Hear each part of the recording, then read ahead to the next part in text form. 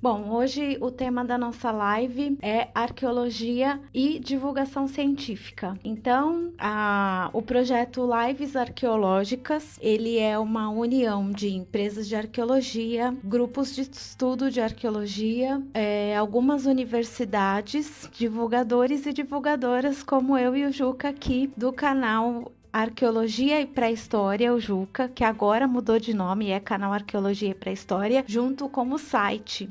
Para quem não conhece, o Juca Moreno é João Carlos Moreno, o doutor João Carlos Moreno é arqueólogo e ele criou o site Arqueologia e Pré-História, que é o mais antigo, o site mais antigo de arqueologia do Brasil e é também o maior.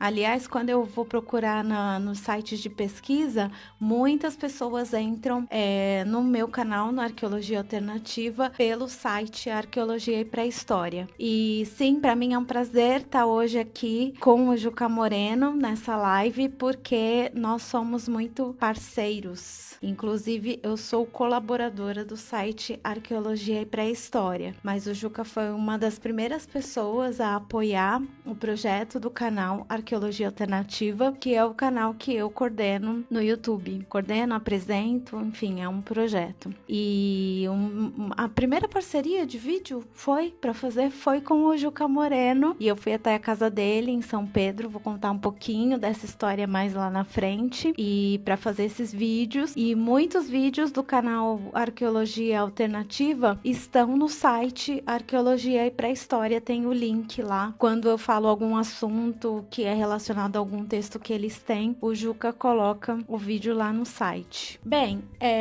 então o projeto Lives Arqueológicas, ele tem algumas temáticas, que são patrimônio cultural, projetos de licenciamento, resultados de pesquisa, cotidiano de trabalho, educação patrimonial, comunidades tradicionais. Essa lista está aumentando. Hoje eu e o Juca vamos falar sobre divulgação científica, ele por causa do site e do canal, e eu porque tenho o canal, perfil no Instagram, página no Facebook. E também já estamos discutindo outros temas de responsabilidade social, enfim, essa lista aumenta. Também temos uma lista de parceiros que eu vou falar aqui.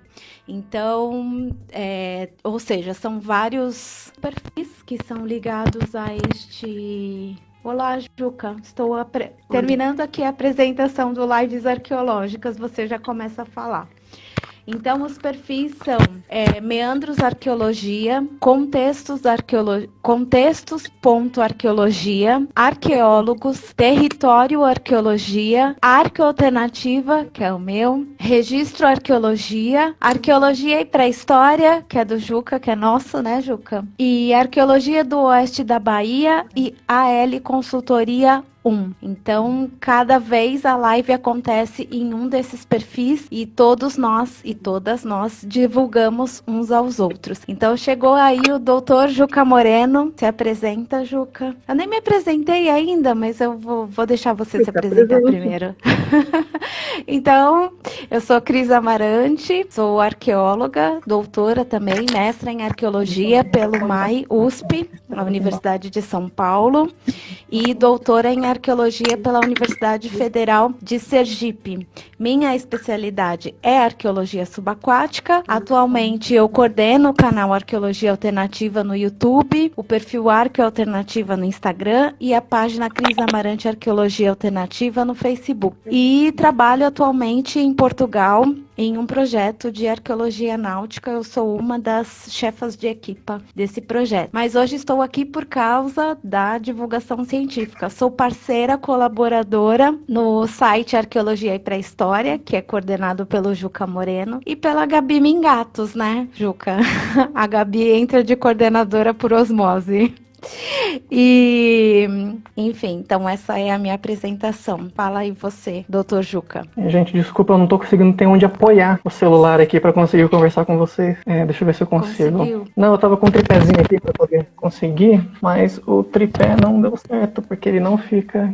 Enfim, uma complicação usar o celular pra isso. Bom, meu nome é João Carlos Moreno de Souza, vocês podem me chamar de Juca. Eu sou arqueólogo, formado pela PUC de Goiás. Fiz mestrado em arqueologia pelo Museu de Arqueologia e Etnologia da USP e fiz doutorado pelo Museu Nacional também em Arqueologia, com parte desse doutorado na Universidade de Exeter, na Inglaterra. Atualmente sou pós-doutorando pelo Laboratório de Estudos Evolutivos Humanos da Universidade de São Paulo. Sou coordenador da equipe de divulgação científica Arqueologia para a História, que tem aí um monte de colaboradores com a gente, né, incluindo a Cris Amarante, que vocês conhecem, mas o Geraldo PMJ, a Gabriela Mingatos, a Daniela Ortega e mais recentemente entrou a Josi Ferraz, que é da paleontologia, para contribuir também com o projeto na área de paleontologia.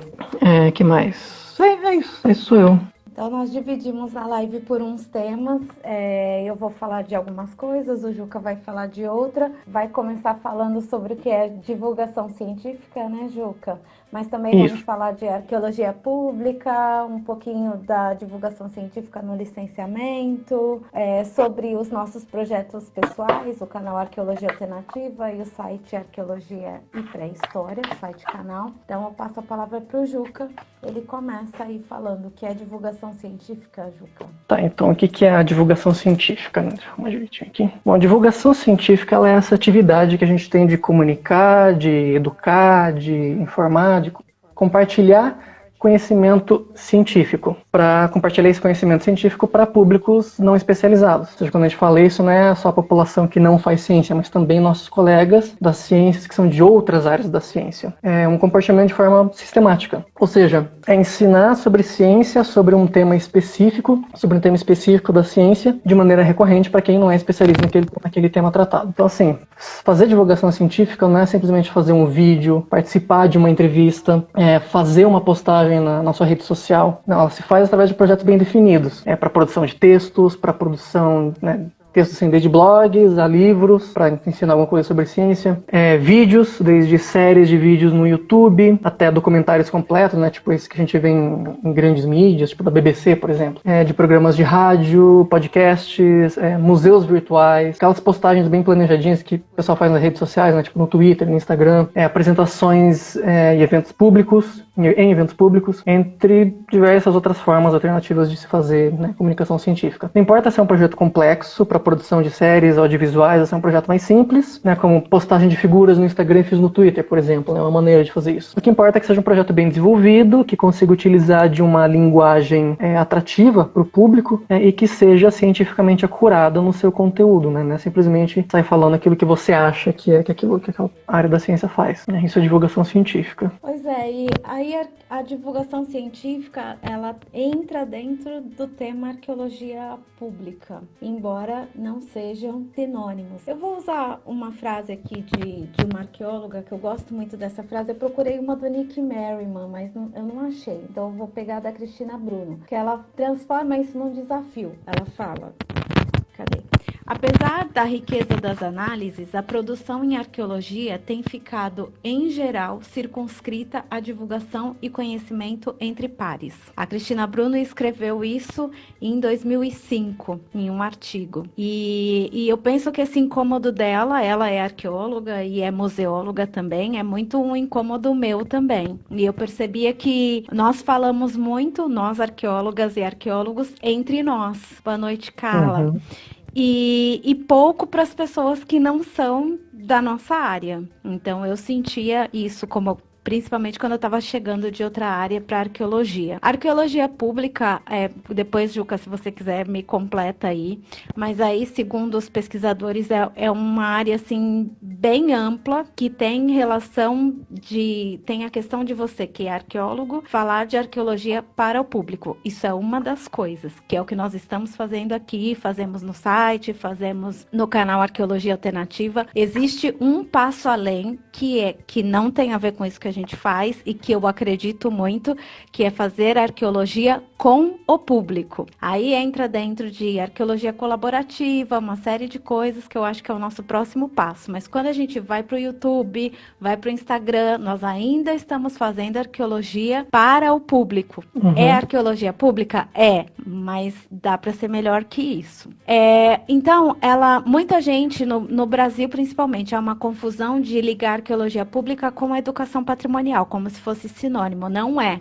Como a gente fala para o público, através do quê? Então, a arqueologia pública, ela é relacionada a turismo, que é uma coisa que a gente explora pouquíssimo, mas é muito relacionada a turismo. Ela é relacionada à comunicação, aí entre as redes sociais e as mídias normais, TV, jornal, revista. Ela é ligada à educação, e não só patrimonial, educação de uma forma geral, e também a gente explora pouco, apesar de existir educação patrimonial nos projetos, na instrução normativa, dá para ir muito mais além. A gente não tem educação patrimonial no Brasil como programa de governo. Temos a educação ambiental como programa de governo e não temos a educação patrimonial, um passo que a gente precisa dar ainda no nosso país. E tem a questão da museologia, e a museologia que liga, né, uma série de coisas também, comunicação, turismo. A museologia, ela é interligada com essas outras áreas que eu falei anteriormente também, mas muito do que o público, do que as pessoas que não são arqueólogas conhecem de arqueologia, conhecem via museu. Então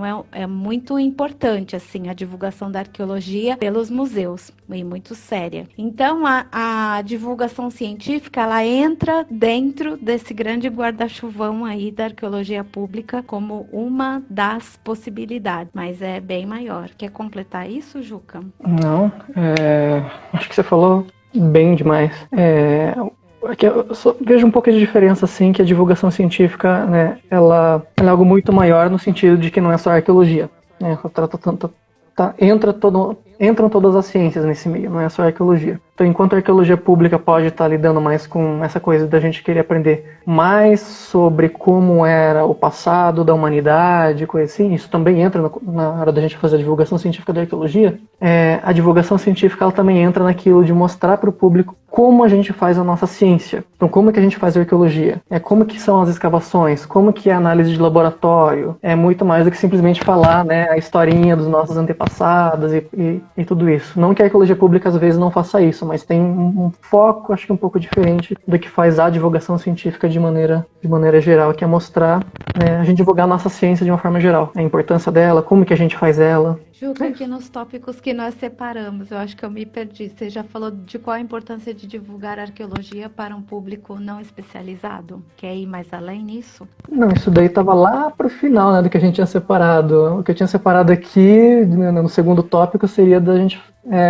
aquela pergunta que... se arqueólogos podem fazer divulgação científica, e respondi isso, que é gostoso. Fazer divulgação científica é muito bom. Então, tem essa pergunta que geralmente o pessoal faz pra gente, né? Não só a gente, né? Também biólogos, paleontólogos, pessoal da química, da física, de qualquer área da ciência, o pessoal faz essa pergunta. Vocês também fazem divulgação científica? Então a gente pode fazer divulgação científica? Não tem profissionais que são, né, formados para fazer divulgação científica? Tá, então vamos lá. Arqueólogo pode ou não pode fazer divulgação científica? Não só pode, como deve, né, ou pelo menos deveria. Assim como todos os outros profissionais da ciência, arqueólogo também deve fazer divulgação científica. Né? O cientista, em especial aquele que recebe recursos públicos, tem o dever de dar um retorno à população sobre suas pesquisas, ou ao menos sobre a sua área da pesquisa. E como que geralmente o pessoal faz? Artigo. A gente publica artigo, faz os relatórios, né? Isso está sendo levado ao público? Em geral, ao público não especializado? Não é sempre o caso, né? Na verdade, é uma exceção quando isso chega ao grande público. Então, a divulgação científica, né, levar a ciência para o grande público, né, de uma forma mais atrativa, de uma forma palpável, essa divulgação científica ela tem que ser vista não só pelos arqueólogos, mas pelos cientistas de maneira geral, como um exercício de responsabilidade social. Esse que é o grande X da questão. Isso não quer dizer que todo profissional da ciência deve obrigatoriamente dedicar parte do seu regime de trabalho para ficar divulgando ciência para todo mundo. Inclusive, o contexto acadêmico... Tô com um papelzinho aqui para tentar fazer uma sombrinha na lente da câmera, para não ficar borrando a imagem. Então, Então, mesmo no contexto acadêmico pelo qual a gente está submetido, ele não favorece a divulgação científica de maneira alguma, né? Já que a gente sofre, né, aquela pressão de publicar, ir para congresso, e publicar, e a gente acaba mais conversando só entre os nossos pares, né? Que nem você acabou de falar. Arqueólogo conversando com arqueólogo o tempo inteiro. E não tá levando isso para todo mundo, né? E por quê? Por que a gente não tá, né, fazendo mais divulgação científica? Aí eu vejo 2 grandes motivos que são, assim, meio que desencorajadores para todo mundo fazer divulgação científica. Primeiro, é que cientista não recebe nenhum tipo de incentivo para isso. As agências de fomento não aceitam propostas de projeto de divulgação científica vindos dos próprios cientistas, só de jornalista. E a gente não recebe quase nenhum mérito acadêmico, entenda-se, né, mérito acadêmico como pontos no currículo, no CV, no Lattes. A gente não recebe esses méritos para fazer divulgação científica. Ou pelo menos não recebia, a coisa está começando a mudar, a gente vai discutir isso daí daqui a pouco. Segundo motivo, cientista que tem responsabilidades acadêmicas com o seu departamento de pesquisa, sua agência de fomento, não tem quase tempo para fazer outra coisa. É o tempo que sobra para o cientista, ele quer relaxar, quer pensar em algo que não seja trabalho. Eu, pessoalmente, eu sou, né, aquela exceção, assim, uso meu tempo livre para fazer as atividades de divulgação científica do projeto Arqueologia para a História da melhor maneira que eu consigo, com pouquíssimo recurso, pouquíssimo tempo. Na verdade, né, o pessoal vê que eu faço bastante vídeo, texto, tô ali nas redes sociais tentando divulgar uma coisinha, mas na verdade a maior parte do tempo que eu passo eu estou engajado na minha própria pesquisa. Nem todo mundo tem paciência ou prazer em fazer divulgação científica quando não está trabalhando. A gente vive num regime acadêmico em que a gente produz para desenvolver ciência pra caramba, para ganhar reconhecimento dos nossos pares, que é muito importante, e muitas vezes nem mesmo aquela pessoa que está fazendo a faxina do nosso laboratório, do nosso departamento, faz a menor ideia, né? Faz a mais leve ideia do que diabo a gente está fazendo, para que aquilo serve. Para muitas daquelas pessoas não tem nenhuma importância se você, que é o cientista daquele laboratório, não está informando essa pessoa, né, o que é aquilo.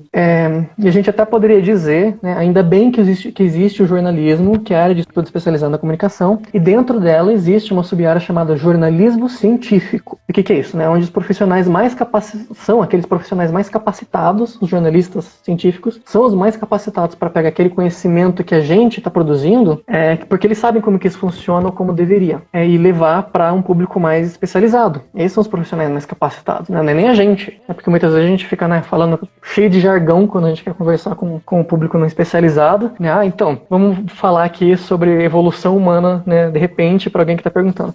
Sim, porque os homo neanderthalenses que viviam, né, lá no Pleistoceno, o que é Pleistoceno? Esse cientista já, né, andou comendo tudo, o cara tá lá boiando, aquele monte de termo. Por isso é que é importante, né, o trabalho do jornalista científico. Ele sabe passar de uma forma muito mais palpável aquilo que a gente está falando.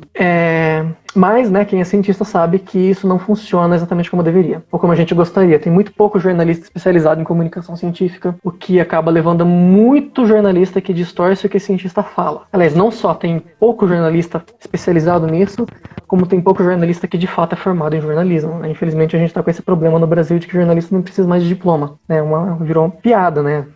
Um grande debate entre os jornalistas de fato, que eu chamo de fato porque são formados em jornalismo, né? Enfim, então acaba tendo muito esse jornalista que distorce o que a gente fala, ou jornalista que sequer consulta um cientista antes de fazer uma matéria e acaba falando um monte de besteira. A gente tem muito exemplo disso na arqueologia. Qualquer arqueólogo que não está cansado, por exemplo, de ver pesquisa paleontológica sendo associada equivocadamente à nossa profissão. Encontraram um dinossauro não sei onde. Os arqueólogos estão trabalhando naquele local. Não, né? Mas muito jornalista ainda não entendeu a diferença, né? Ou então, quem que não entra em desespero cada vez que tem uma manchete que fala em tesouro arqueológico, né? Faz o público achar que o material arqueológico tem valor monetário, que a gente pode vender material arqueológico. Quem não está cansado de jornalista brasileiro fazendo um monte de matéria, quase todas parecidas umas com outras, sobre a Serra da Capivara, sobre Lagoa Santa, quando a gente tem aí centenas de projetos arqueológicos espalhados pelo Brasil inteiro, não tem só Lagoa Santa e Serra da Capivara. E com isso, né, não estou desmerecendo a arqueologia dessas duas regiões. Eu mesmo, inclusive, faço parte das pesquisas de Lagoa Santa, né, as pesquisas da Nied Guidon, lá com o Fábio Parente, agora com o Boedá,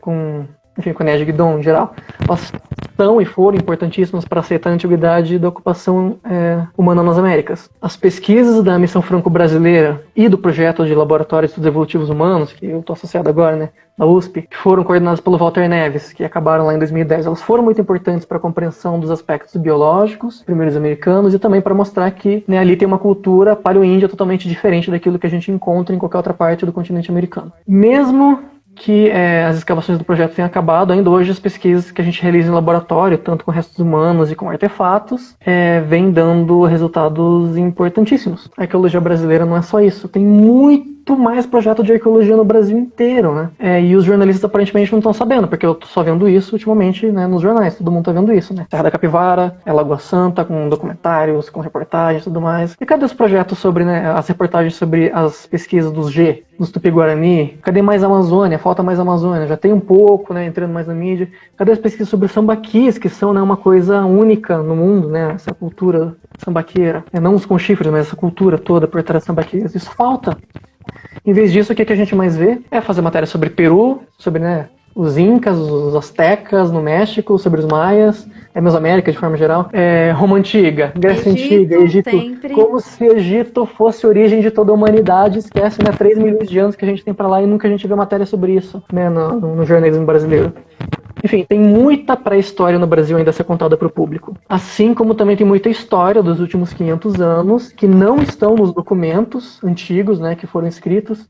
Então, só a arqueologia, através dos vestígios culturais e biológicos, e não focando só nos textos, consegue contar. Só a arqueologia consegue contar isso, né? Como é que a gente vai saber mais sobre a escravidão no Brasil a partir do que a gente tem dos escravos, não do que os textos falavam sobre eles? Afinal, a escrita era de quem? A escrita era coisa de elite, não é? A escrita não era os escravos. Os escravos não deixaram muitos documentos por aí pra gente ver o que eles estão falando. Não, a gente tem que fazer arqueologia para saber mais sobre eles, a gente tem que ver os vestígios. Enfim, e esse tipo de coisa não está sendo muito divulgada para o público, com exceções raríssimas, exceções, mas tem, né, a gente por aí fazendo. Enfim, para que eu tô falando tudo isso? Porque a gente não pode depender do jornalista, mesmo dos especializados em comunicação científica, para divulgar nossa ciência. E com isso eu também não tô querendo desmerecer o jornalismo científico. Não tem nada a ver. O problema é que tem pouca gente especializada em jornalismo científico. Então, a maioria dos jornalistas científicos que fazem eles fazem isso muito bem, dado o contexto atual, né? Dado com o material que eles têm, eles trabalham muito bem. O problema é que o número de profissionais desse ramo não é suficiente para conseguir dar conta de tudo que a gente precisa comunicar sobre ciência para o grande público. Na verdade, a gente, enquanto cientista, a gente recebe muito apoio dos profissionais da comunicação científica para fazer divulgação científica. Eu sei muito bem que existe por aí, né, um histórico de jornalista atacando arqueólogo que faz divulgação científica, que diz que a gente não pode fazer divulgação científica, que isso não é divulgação científica, mas isso são exceções.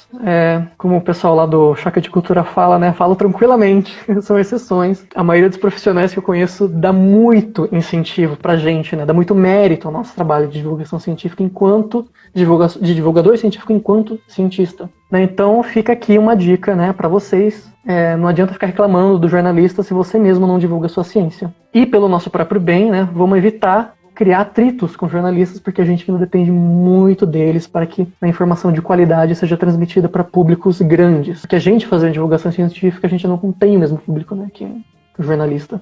Inclusive, para quem não sabe, a maioria das universidades ou departamentos tem um profissional chamado assessor de imprensa, cuja uma das funções é divulgar as nossas pesquisas para a grande mídia. Se você nunca ouviu falar nisso, busque se informar no seu departamento ou universidade, né? E fica a dica também, se um jornalista entrar em contato contigo, se você, né, tá na academia e tal, também é legal você avisar o assessor de imprensa da sua universidade ou departamento que você foi comunicado, porque ele vai saber te orientar melhor em como proceder daí em diante. Falei muito, né? Juca, falou.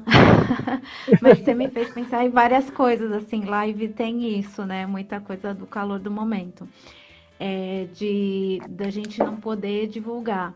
Eu vim para o YouTube por sentir falta de material que falasse fácil para as nossas, né, para as pessoas de um modo geral.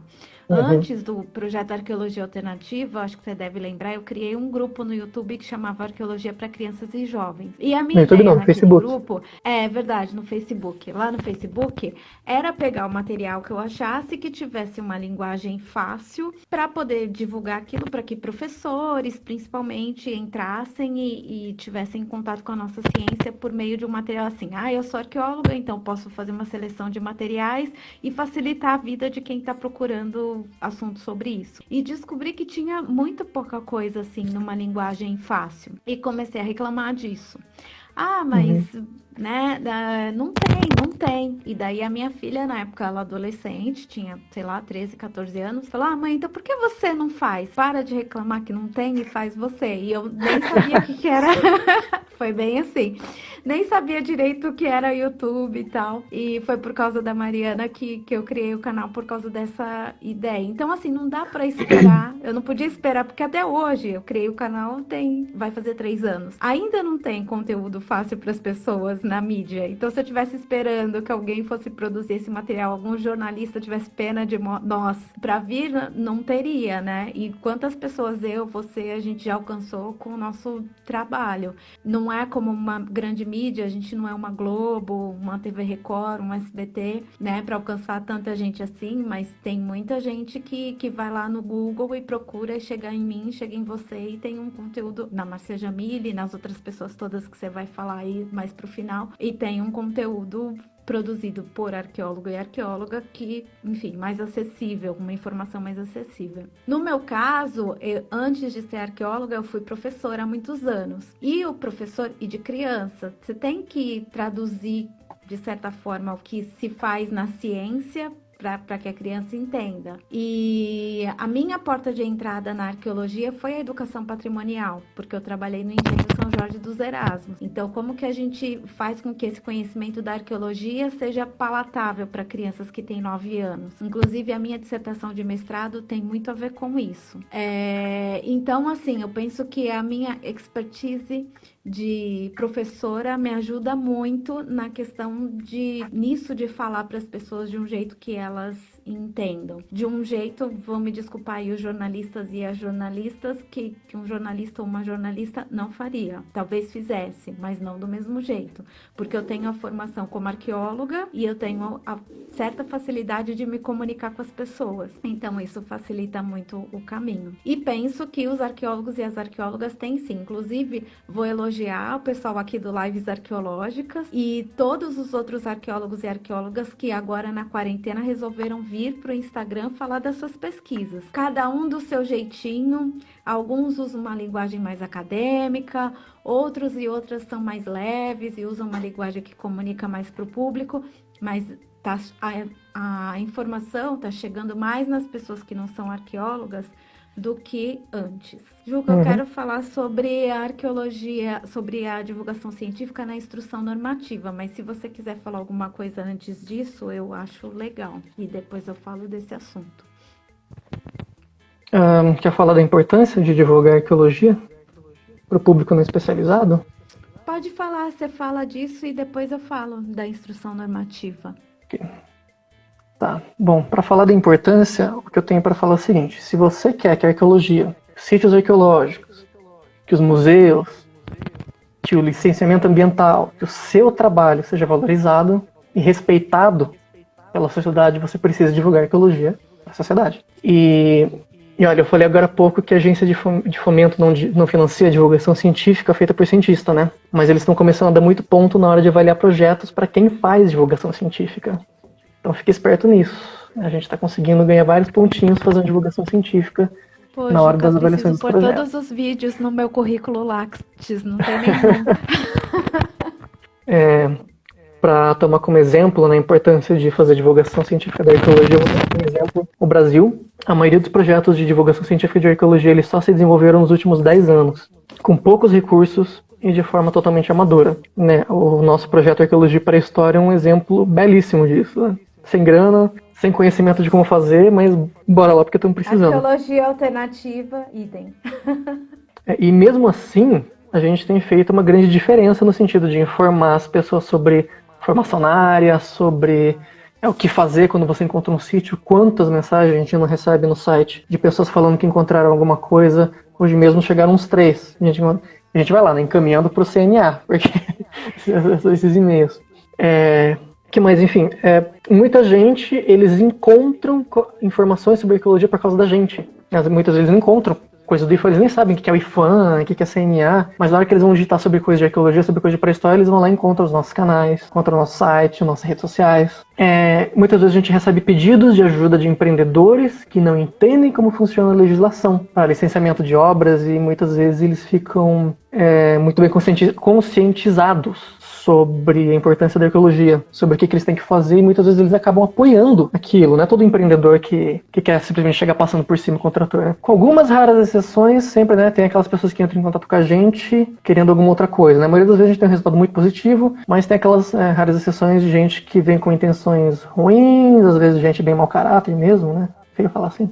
Mas enfim, que tá querendo traficar material arqueológico, sabendo, né, que é proibido. Ou mesmo quando a gente informa que é proibido, né, eles querem insistir, né, eles só falam, obrigado, e caem aqui fora, né. Então aí você já vê que ele tá querendo, né, vender para alguém. Ou então gente que tá querendo saber como contornar a lei para passar com o trator por cima de um sítio arqueológico. Isso não é também, né, tão surpreendente, isso acontece menos do que eu esperava, mas, né, tem um ou outro por aí. E a gente não adianta a gente insistir, né, em querer ficar tentando conscientizar a pessoa, porque é aquela pessoa que já vem, né, querendo fazer maldade. Mas enfim, acho que a mensagem geral sobre a importância é que não há uma sociedade conscientizada se não tem alguém para conscientizar. Muitas vezes quando tem gente aí para conscientizar, são poucas, então a gente precisa de mais gente. Juca, eu vou responder uma pergunta aqui da Fernanda Libório, porque na verdade eu já tinha preparado para falar isso, Fernanda. Ela pergunta assim, Fernanda Libório é arqueóloga, responsável pelo Arqueologia do Oeste da Bahia, que é um perfil, que é parceiro aqui no Lives Arqueológicas,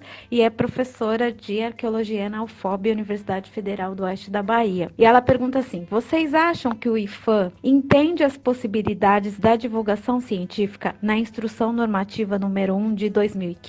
Eu vou ser bem crítica em relação a isso, Fernanda, e não é com o IFAM, é com as arqueólogas e os arqueólogos. Eu acho não, tenho a certeza que o IFAM entende melhor a importância da divulgação científica do que as arqueólogas e os arqueólogos. Já vou dizer por quê. Também acho. Lá na instrução normativa tem isso de produção de conhecimento, divulgação científica e extroversão. Eles nem usam só um termo. Eles querem tanto que a gente faça isso, que eles usam 3 termos diferentes. Assim, se você não está contente com um, faça o outro, mas faça.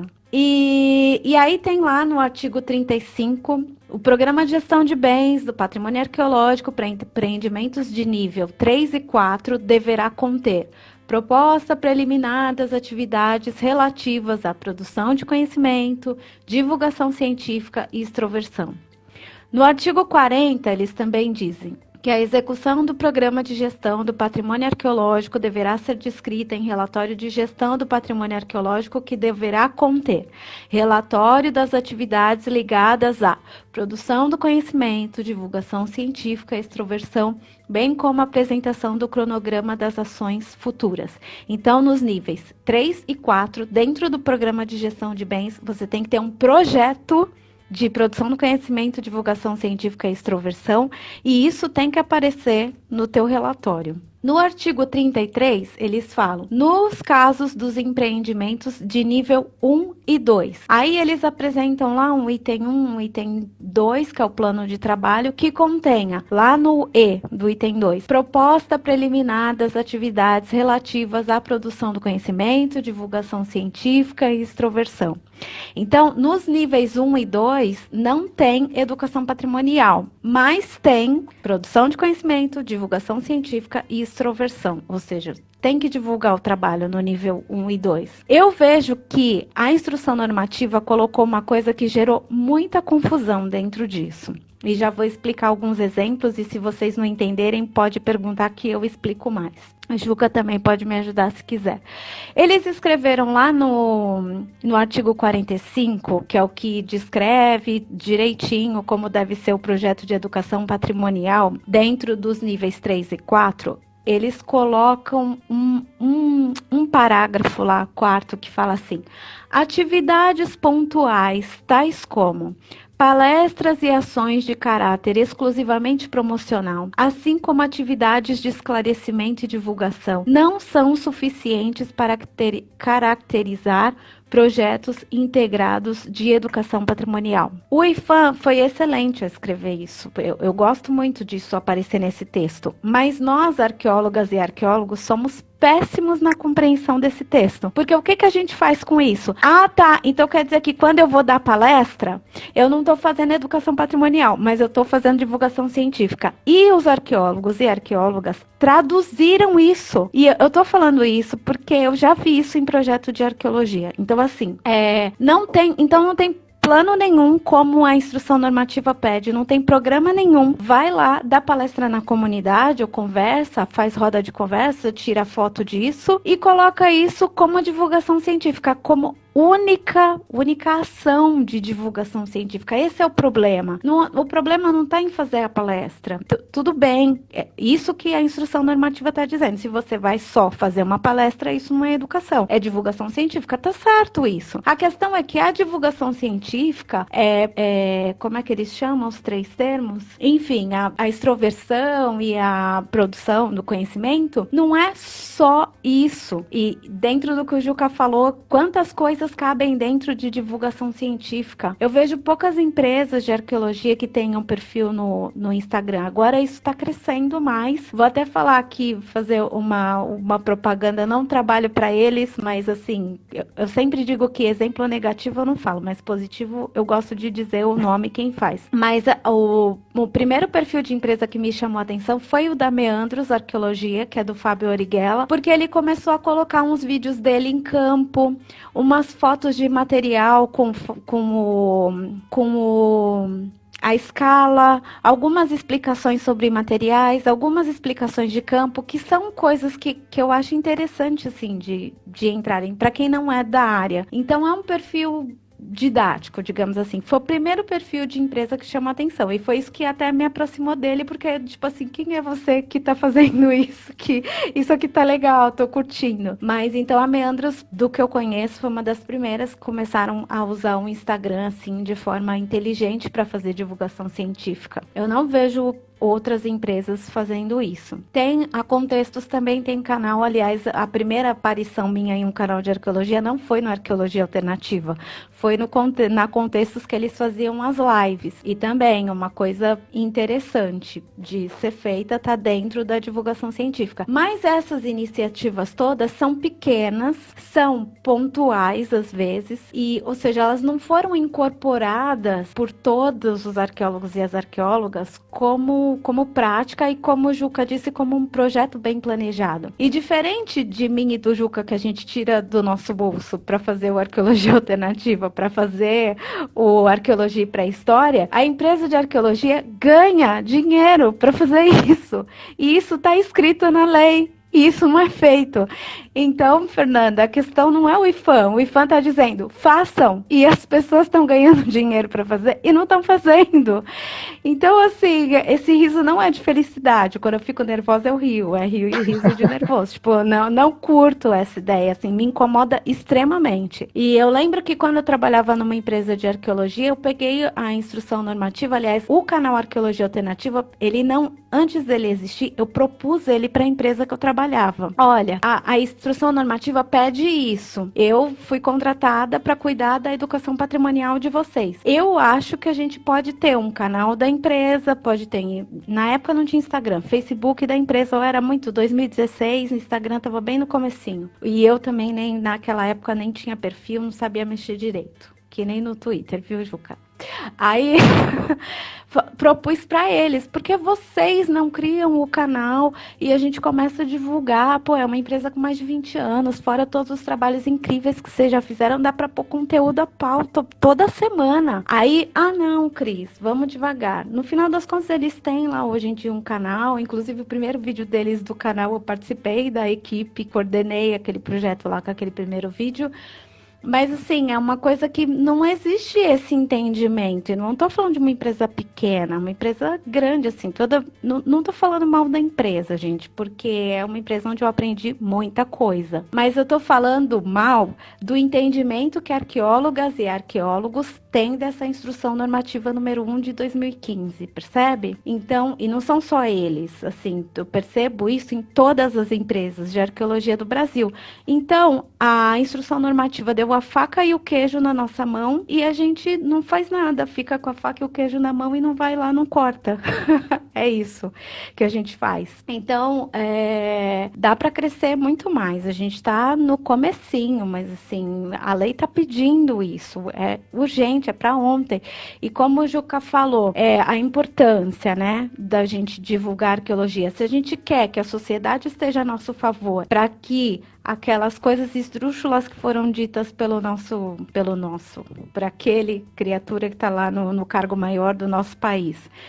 E ministros e etc. E ministros e etc. Se a gente quer bloquear isso de alguma forma, a gente tem que começar a falar do que a gente faz. Porque, como o Juca disse, o jornalista não vai fazer pela gente, porque ele não tem o conhecimento que a gente tem do assunto. Então, e as mídias, as redes sociais, são a forma que a gente tem. A gente tem uma lei atualmente, de 2015 para cá, que dá o respaldo para a gente fazer isso. Então, assim, vamos fazer, né? Então, sobre a instrução normativa, era isso que eu tinha para falar. Assim, ela dá a faca e o queijo na nossa mão e a gente tem que aprender a usar melhor isso. Eu entendo, Juca, e eu percebi muito assim essa situação, acontece dentro do licenciamento, nem sei se cabe eu falar isso dentro dessa live aqui, mas enfim. Muitas empresas assinam um contrato não é silêncio, tem um outro nome, enfim, mas que não vão falar do que estão fazendo em termos de ciência da empresa. Existe isso. É um contrato, isso é assinado em contrato, um segredo, mas tem um nome técnico. E que isso eu descobri depois que isso nem é legal. Enfim, em tese isso não poderia existir, mas existe. E o que é uma bobagem, porque nessa empresa mesmo que eu trabalhei, se descobriu o sítio mais antigo do estado de São Paulo. E tem uma questão aí com a USP, né, Juca? Mas eu não vou entrar nessa questão, vou entrar assim, no que foi positivo de divulgar a ciência. E isso foi assim, capa do Estadão. E foi muito positivo para a empresa de arqueologia e para a empresa que era a dona daquele empreendimento onde tinha esse tal sítio arqueológico. Então, assim, e quantas descobertas... eu sei que o povo não gosta dessa palavra. O Gilson Rambelli já puxando minha orelha porque eu uso a palavra descoberta. Mas, enfim, quando ninguém pesquisou ainda e é a primeira vez, é descoberta. Quando existe uma descoberta, né, arqueológica, ou uma pesquisa arqueológica que revela um sítio muito antigo, um sítio... Essas coisas, elas chamam a atenção da grande mídia das pessoas. E nem isso a gente sabe usar a nosso favor. Porque se isso vai para a mídia e é interessante para a empresa de arqueologia, é interessante para o empreendedor que contratou a empresa de arqueologia. É o nome do cara que vai ali, né? Então, assim, eu acho que a gente poderia usar muitas coisas a nosso favor e nós não usamos ainda. Mas eu penso que essa quarentena, essas lives e tudo isso vão fazer muita coisa mudar, inclusive isso, porque vendo as pessoas agora nas redes sociais, penso que se começa a acordar para essa questão, mas é uma coisa que a gente pode usar e abusar melhor aí e tem todas as condições de fazer. Claro, tem que estudar, tem que, né, Juca? A gente aprende pouco a pouco como faz. Chegar nas pessoas não é fácil. A internet é uma rede cheia tem uma linguagem própria, tem uma série de coisas que a gente tem que estudar. Ultimamente eu tenho estudado marketing porque quando a gente tem um canal, a gente investe do nosso dinheiro no canal e a informação não chega nas pessoas, isso dá uma coisa assim, tipo, o que eu tô fazendo então da minha vida? Como que eu faço para chegar? Como que as pessoas fazem para a informação delas chegar no grande público? Então, exige um estudo, um esforço, todo um trabalho. Não é fácil, a gente é cientista, não está acostumado com isso, é toda uma linguagem diferente que a gente não domina. A gente estudou arqueologia, mas eu penso que isso não é desculpa para não fazer, ainda mais quando isso é relacionado à empresa de arqueologia que tem dinheiro para fazer. Então, assim, eu tenho que estudar para aprender marketing digital digital para divulgar o meu canal, mas você pode contratar alguém especialista em marketing que vai usar umas estratégias assim super simples que para a pessoa vai ser super bobinha e vai fazer teu canal crescer muito em pouco tempo. Aí falando de YouTube, sem contar as outras redes sociais. Mas enfim, existem muitas técnicas, muitas estratégias e tem gente muito boa, muito bom nisso no mercado. E é possível fazer. A questão é querer. Falei muito também agora, Juca. Bom, que a gente tinha combinado, né? Porque daqui a pouquinho eu tenho compromisso, eu não posso me delongar aqui na live, infelizmente. A gente tinha combinado de falar um pouquinho da história dos nossos projetos. Você ainda quer falar disso? Você acha que é importante? Eu acho, separei uma falinha aqui, mas a gente só tem mais 10 minutos de live. Fala aí da história, então, da ecologia alternativa. Tá bom. Eu só vou responder uma pergunta que vieram poucas perguntas e vou ser rápida. Na verdade, o Rick José perguntou para você e eu vou ser intrometida, vou responder. Ele perguntou se a gente acha que falta arqueólogo por causa dos projetos de arqueologia de contrato. Eu vou te dizer, Rick José, que é o contrário. Se hoje a gente tem muito arqueólogo, a gente teve um boom aí de obras no Brasil que obrigou o país a abrir 14 cursos de arqueologia, que é o que a gente tem hoje para suprir esse mercado. Hoje a gente tem uma crise geral, mundial, não é só do Brasil, e essas obras de licenciamento diminuíram e a gente tem que se reinventar aí para achar de novo o nosso lugar, que eu acho que ele existe, é só a gente olhar de novo. Mas assim, passei meu recado. Então o licenciamento não é culpado de não ter, é o contrário, o licenciamento é culpado se ele tem uma coisa boa, aliás tem várias, mas é culpado de ter. Bom, o canal Arqueologia Alternativa, como eu falei para vocês, tem uma história aí que tem a ver com a minha filha. Eu separei alguns momentos, algumas coisas, uma falinha assim rápida. O canal cresceu muito com a época do concurso do IFAM. Então, até o concurso, eu tinha 500 inscritos só no Arqueologia Alternativa. O que aconteceu? Naquela época, um amigo meu veio fazer uma consultoria para mim e ele trabalha com marketing digital.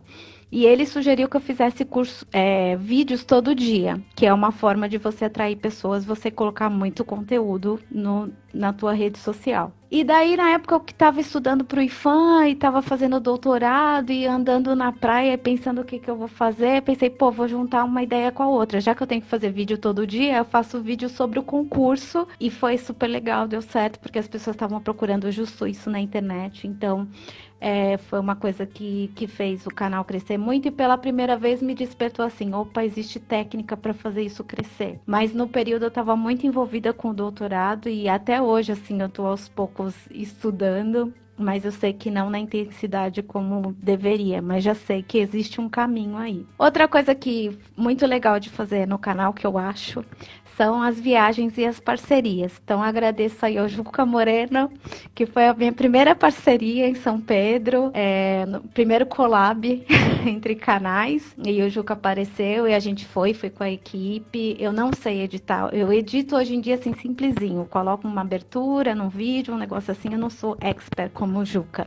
Então, os meus vídeos mais elaborados, mais bonitos, os que tem das viagens, eu pago a edição deles para alguém. E aí pessoas diferentes editam para mim. Depois teve Jaú, que foi com o Fábio Grossi, o Museu Arqueológico de Jaú foi uma parceria legal. Ilhabela e São Sebastião, a gente fez uma parceria legal com a Fundação Mar, que inclusive contribuiu assim com hospedagem. A Prefeitura de Ilhabela ofereceu um 4x4 para a gente conseguir fazer vídeo na praia de Castelhanos. A Cíntia Bendazoli foi excelente, ela é do Departamento de Patrimônio, é doutora em Arqueologia, então foi uma parceria muito legal. Teve uma viagem que eu fiz um mês no Nordeste e que não seria possível se não tivessem as parcerias.